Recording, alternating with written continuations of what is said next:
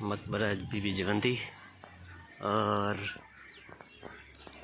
یہ تنویر حسین صاحب اس پہ کام کر رہے ہیں، اور انہوں نے یہ دیکھیں یہ سٹکس اور انچی ٹیپس اور یہ ساری ان کی کاوشیں ہیں، یہ اس پہ کام کر رہے ہیں۔ گچی کاری کے متعلق بتایا تھا گچی کاری کیا ہوتی ہے اور اس کے اندر لوازمات کیا ہوتے ہیں اور فن تعمیر میں گچی کاری کا کیا مقام ہوتا ہے، کردار ہوتا ہے۔ اور ابھی ہم آپ کو دکھائیں گے گچی کاری کے بعد ہم دکھائیں گے آپ کو پچی کاری۔ پچی کاری کیا ہوتی ہے؟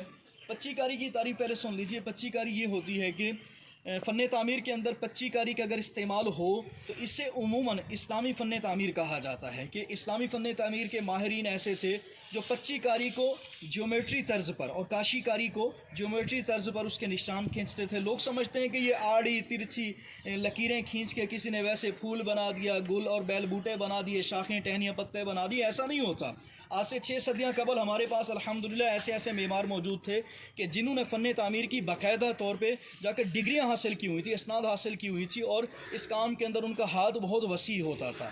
تو پچی کاری کیا ہوتی ہے؟ پچی کاری علم جیومیٹری طرز پر، ریاضی دانی کی اصطلاح میں اس کو آپ کہہ سکتے ہیں کواسی کرسٹائل بھی کہتے ہیں، یہ انگلش زبان کا لفظ ہے اور اس کا معنی یہی ہے پچی کاری، کاشی کاری۔ اور پچی کاری کیا ہے؟ پچی کاری کا بھی میں آپ کو بتاتا ہوں کہ جو مختلف لکڑی کے، پتھر کے، شیشے کے یا اس کے علاوہ ٹوٹے ہوئے گھڑے کی ٹھیکریوں کو ملا کر اگر کسی کا فوٹو بنا دیا جائے، پھول بنا دیا جائے، پہاڑ بنا دیا جائے، درخت بنا دیا جائے، ٹہنیاں بنا دی جائیں، تو اچھا یہ چاروں چیزیں مکس نہیں ہیں، اس میں سے کوئی ایک چیز بھی مل جائے تو اس کے ٹکڑوں سے، جوڑوں سے، ذروں سے اسے ملا کر ایک پھول بنا دیا جائے، تو اس سے بولتے ہیں پچی کاری۔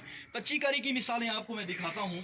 اب یہ دیکھیں، یہ باقاعدہ چھوٹے چھوٹے ٹکڑے ہیں، یہ بھی ٹکڑا، یہ بھی ٹکڑا، یہ بھی ٹکڑا، یہ بھی ٹکڑا، یہ بھی ٹکڑا، یہ بھی ٹکڑا، ایسے آپ دیکھیں تو یہ الٹے یو کی شکل میں یہ سارے ٹکڑے آپ کو نظر آ رہے ہوں گے یہاں تک۔ اب ان ٹکڑوں کو استعمال کر کے یہ کام کیا گیا تو اس کام کو پچی کاری کہتے ہیں۔ اب چونکہ مجموعی اعتبار سے یہ سارا ایک نہیں ہے، اس کے اندر اس کے جز لگے ہوئے ہیں، ٹکڑے لگے ہوئے ہیں، اسی وجہ سے ہم اسے پچی کاری کہیں گے۔ پچی کاری کی مثال ہم اس کو بھی کہہ سکتے ہیں۔ یہ پوری تہ جا رہی ہے تو ویسے ڈیزائن، لیکن یہ ڈیزائن بھی ایک لمبے ہار کی شکل میں، لمبی تار کی شکل میں بنا ہوا، تو یہ بھی پچی کاری ہم اسے کہہ سکتے ہیں۔